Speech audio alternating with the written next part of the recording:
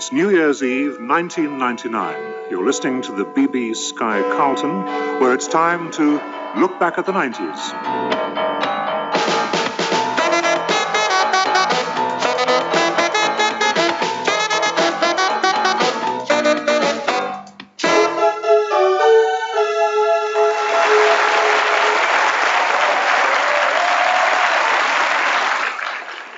This week, 1994, the year the world's worst nightmare came true.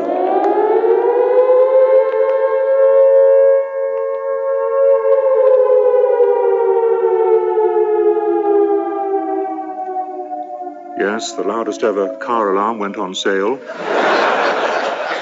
It was also the year that Sir Ranulph Fiennes became the first man to visit the Earth's one remaining wilderness. He took his family to Euro Disney. But 1994 began with a major political controversy. Good evening, I'm Moira Stewart.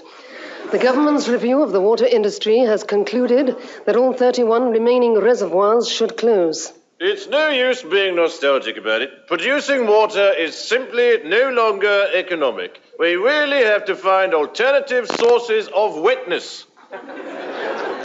But Tory backbenchers are vigorously opposing the reservoir closures. We demand that the government holds a brief inquiry, fobs us off, and then shuts them anyway in 12 months' time.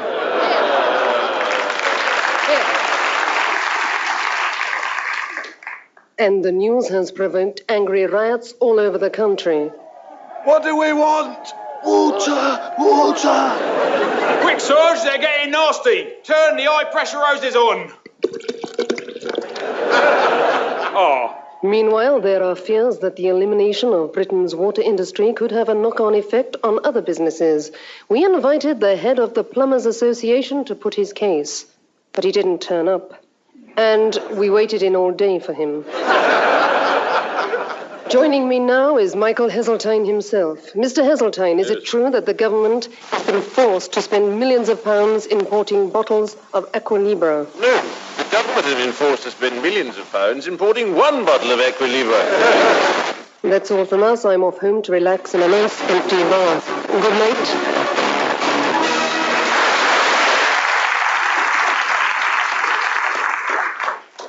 night. In January, there was an urgent consumer alert.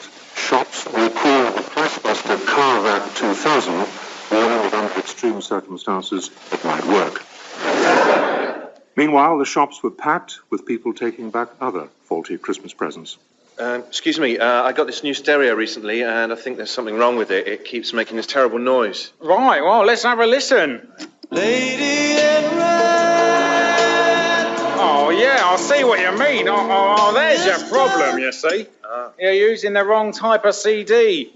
You want a good one. Oh, right, yeah. Yeah, you see, what's happening is the notes, right, are coming out of Christy Berg's mouth, going through the amplifier, coming out of the two channels here, and what we call sounding dreadful. Have a listen. Lady oh, God, yeah. Well, is there anything I can do about it? Well, maybe. Have you still got the box it came in? Yes, I have. Oh, well, take that round to Christopher's house and stick it over his head. In February, new Irish peace talks got underway after a major stumbling block was removed. Ian Paisley got laryngitis. Meanwhile, the actor who played the voice of Gerry Adams on the news retired.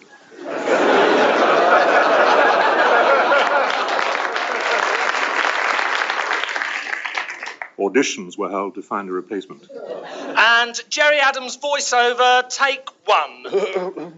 We in Sinn Féin answer to the nationalist community, not John Major. Oh, dear, dear Johnny. Next. I have been talking to the British bloody government. Not a lot of people know that. Next.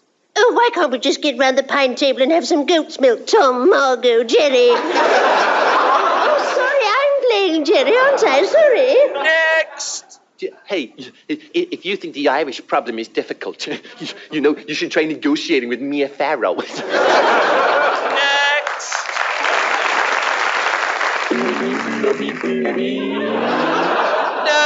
No, lovey, not John Major's lines. Look back at the 90's. You are an internationally respected star, yet you stand accused of seeking out the company of 12-year-old boys, enticing them to spend the night with you in your own bedroom, and encouraging them to put on pajamas and share midnight feasts. Have you anything to say in your defense? Yeah. I'm Macaulay Culkin.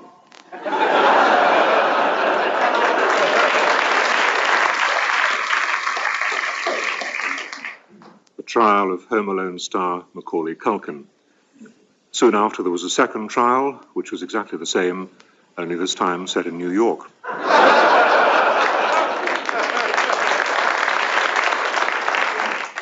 Meanwhile, the heavy iron gates slammed shut behind Michael Jackson as he faced the rest of his natural life in solitary confinement. Yes, he'd been acquitted and sent home. 1994 marked the third anniversary of the student loan scheme. It was time for the first students to give back what they'd borrowed from the state. 2 traffic cones and a road sign. Meanwhile, Kenneth Clark unveiled a new financial scheme. Mr. Clark, this announcement has worried many ordinary people. Look, we're simply saying that from now on, people of working age will have to provide their own wages. Isn't that a bit unfair? No, it's all very well expecting a fat pay packet at the end of the week, but why should the employer foot the bill? Now, we believe the responsibility should lie with the individual. But supposing they're too poor? Well, they can always apply for income support. To the government? No, to themselves. In April, top actors, producers, writers and directors from the British film industry gathered in London for a unique occasion. They were making a film. Meanwhile, more and more blockbuster movies were being shown on commercial television, eventually. Coming up next on ITV, the big movie. But first, some more of those irritating bits between programs. Irritating Bits are brought to you in association with Pepsi. This unnecessary link is sponsored by Eagle and General.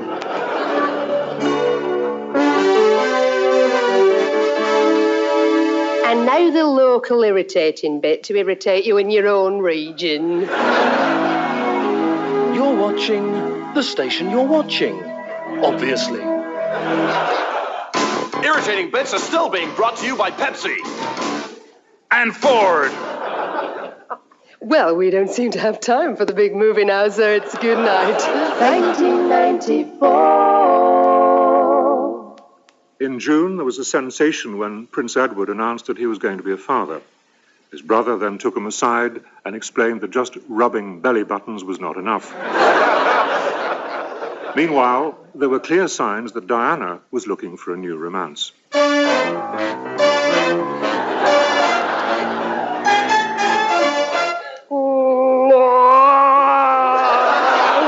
to Blind Date, and let's meet Diana. I want you to give her a big hand. Come on. She's a lovely bright girl. She's a bright girl from Kensington. All right, hiya, Chuck. Oh, yeah, hi, Lulu, yeah. All right, Chuck, we've got 3 lovely fellas for you. Are you going to ask your questions? Yeah, right, okay. Number 1, I'm an ex-princess. How would you show me a right royal night out? Hi, Diana. Well, first of all, I'd treat you to a slap-up meal. Right, that's enough, yeah. Number 2, I'm a glamorous gal. But what would you think if you saw me first thing in the morning in an old nightie with no makeup on? I think I was reading the Daily Mirror. Yeah, thanks. What comes next? What's after 2? 3, Chuck. Oh, yeah, number 3, Chuck. What about you? I think there's been a bit of a double booking, actually.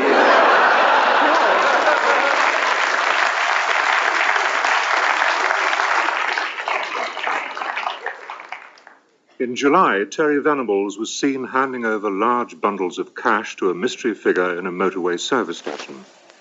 It later emerged that he was paying for the all-day breakfast. Meanwhile, in America, the World Cup was underway, and the hosts were determined to show that they could take on the best and win.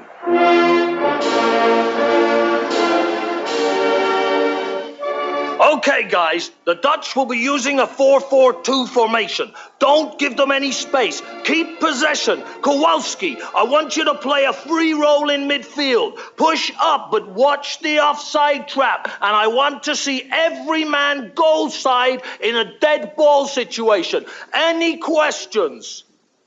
So, we kick the ball, right? Yes, it's football. You kick it with your foot. Oh, all right. So, when do we use the bat? There are no bats. Now just get out there and do your best. Okay, let's go. Guys, only 11 of you. To everyone's surprise, the American team went on to a 7-0 victory against the Dutch, who were led by their new manager, Graham Taylor.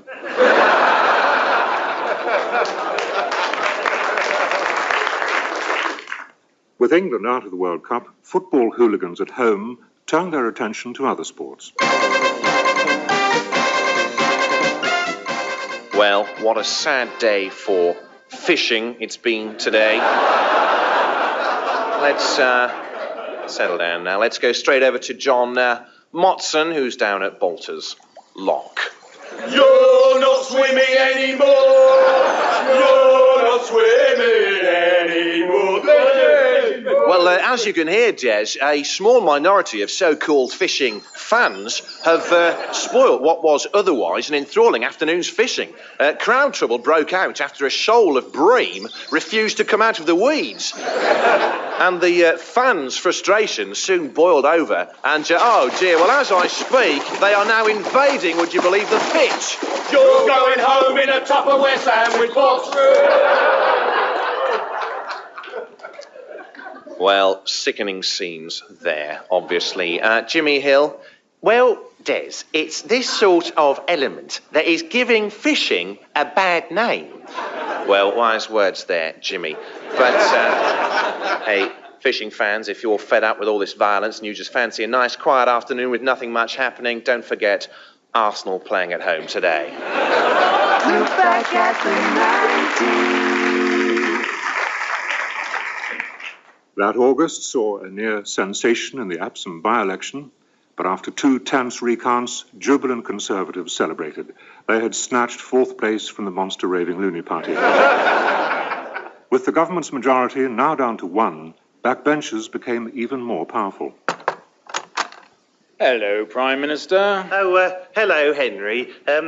Any chance of having my office back yet? No, and it's Sir Henry. No, it's not. I think it is. Oh, yes. Ha, ha, ha. Sir Henry Piers Bufton, OBE, a DSO, and a joint user of my home-based spend and save card.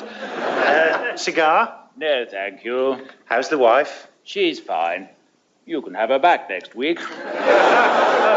No hurry. You know, you just, look,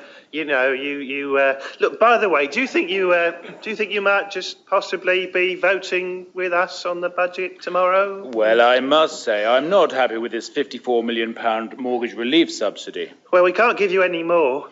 Look, isn't there something else I can do for you, eh? Well, what about publicly humiliating yourself for my own personal amusement? Look, you may have some power over me, but I'm a man with pride and self-esteem. I still have my dignity, you know.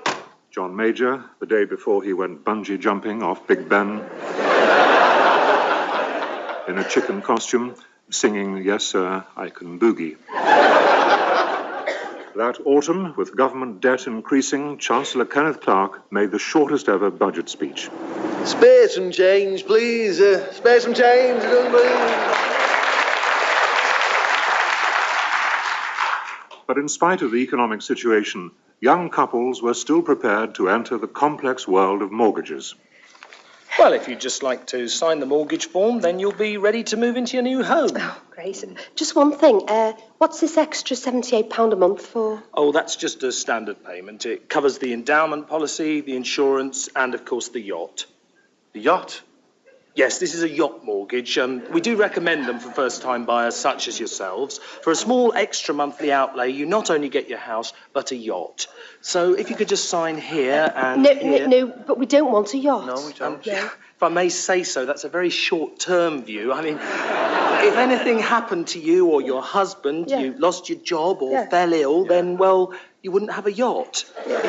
But we don't want a yacht. We just want an ordinary mortgage. Right, I see. Just the straightforward, no-nonsense, no-frills trawler mortgage. No extras at all. Right. Have it your way. Just sign this form here. And if you could let me have a cheque for £500. What's that for? Oh, that's just the standard not having a yacht fee. 1994. In October, psychiatrists claimed to have found a cure for hypochondria, but sufferers said they were worried about the side effects. That month also saw a dire warning of an impending ecological disaster. I'm here in Croxley Wood with Felicity Morgan, who represents Nature Alert. Felicity, why have you brought me here? Well, Peter, I wanted you to see for yourself. See what? Look around you. The trees are dying. See what they've done to the leaves? They're all dry and brown. Well, it's autumn. Oh, not you as well. Open your eyes, Peter. The nights are getting shorter. The temperature's dropping by the day. Can't you see what's happening? Yes, winter's coming. I'm warning you, unless we act now, by January the puddles will be frozen over and we'll all be walking around in coats and mittens. Felicity, it happens every year. The seasons change. Seasons? Felicity Morgan, better known, of course, as GMTV's Weather Girl. In November, Virginia Bottomley made a speech calling for divorce to be made easier. Peter Bottomley replied, "Oh, you would say that. My mother was right. Well, you're not getting the house." As the year's end approached, there were fears that the festive season was losing its true meaning. But traditionalists hit back by releasing their own pop record. Born so many years ago, to us it seemed as if he was sent to bring us joy, the one that we call Cliff. Although he is forgotten for almost all the year, it's time to bring his single out. Yes, Cliffmas time is here. Happy Cliffmas, praise the Virgin Sun. Happy Cliffmas, he still looks 21. Happy Cliffmas, remember what it means. Praise to Cliff, to the one who irons his jeans. I came out of the shadows, in sinful times I shone. All through the swinging 60s, I kept my trousers on. Don't worship Mr. Blobby, to praise, take that is wrong. Cliffmas isn't Cliffmas without a Naff Cliff Richard song. Happy Cliffmas, he's my mum's favourite star. Snob Subaka, but I never touched her bra. Happy Cliffmas, hope is in our hearts, 'cause there'll be a second coming. Yes, Cliff back in the charts. Happy Cliffmas, Happy Cliffmas, Happy Cliffmas. Break out the ginger beer. Happy Cliffmas, Happy Cliffmas, Happy Cliffmas. Cliffmas time is here. Happy Christmas, everyone.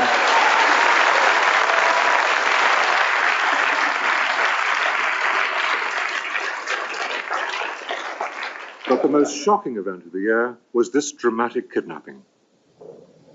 It's early December on a lonely country road near Chequers. The Prime Minister is returning from a conference when a white van rams into the side of his Daimler, forcing it off the road.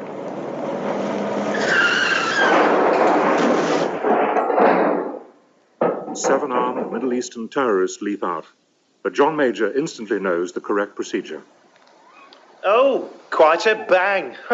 I think we better exchange names and addresses. Shut up and get in the van! You have been kidnapped by the Sons of Jihad. You will not be harmed as long as you don't do anything stupid. But I'm the Prime Minister. I've got to run the country. I said don't do anything stupid.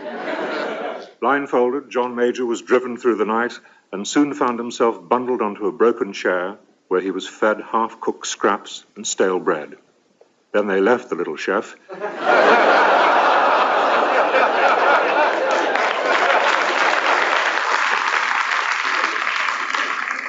and continued on to their secret hideout.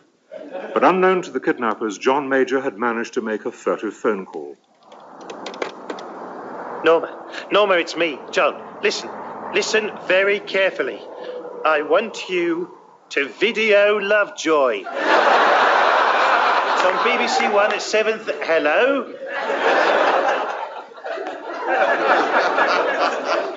As the days passed in the lonely cellar where he'd been locked, the Prime Minister kept himself sane by putting socks over his ears and making a noise like a duck. But he knew that his loyal cabinet colleagues would be leaving no stone unturned in their search for him. Yes, okay. Right, so we come now to item 7, the Trade and Industry Stationery Bill. Sorry to interrupt, sir, but I'm afraid to report that the Prime Minister has been taken hostage. Oh, dear me. The kidnappers have sent us this tape. Oh, we'll put it on. Yeah.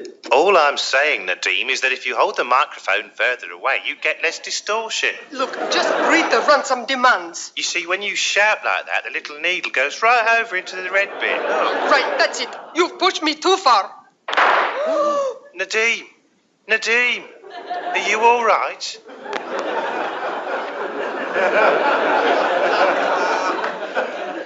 A shocked cabinet decided to keep the news of the Prime Minister's kidnapper secret, hoping that somehow the country could muddle on without him. Good evening. Economists are still baffled by the sudden dramatic upturn in the British economy. Strangely, the Prime Minister was unavailable for comment again. Meanwhile, unemployment has unexpectedly fallen for the third time in a week. Elsewhere, England are thrashing the West Indies in the second test, and the weather continues to be sunny. Oh, if only I was there to help. 4 weeks and still no one's paid the ransom. Just shut up! Bad news, Ahmed. The British government have rejected our figure of £1 million. Well, offer them some more. Oh, get down, Prime Minister! Oh, well done. I knew I'd be rescued. Who are you under those masks? The SAS? No, the Labour Party, actually, yes. By God, we've missed you.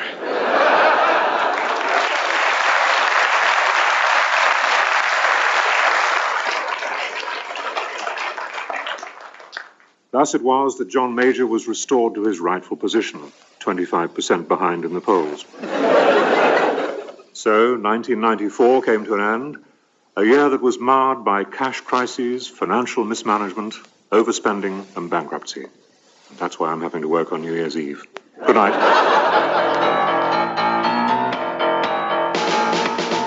A Look Back at the 90s was presented by Brian Perkins. It starred Kate Robbins and Alistair Mcgowan with the writers Mark Burton, John O'Farrell and Pete Sinclair. The producer was Caroline Leddy.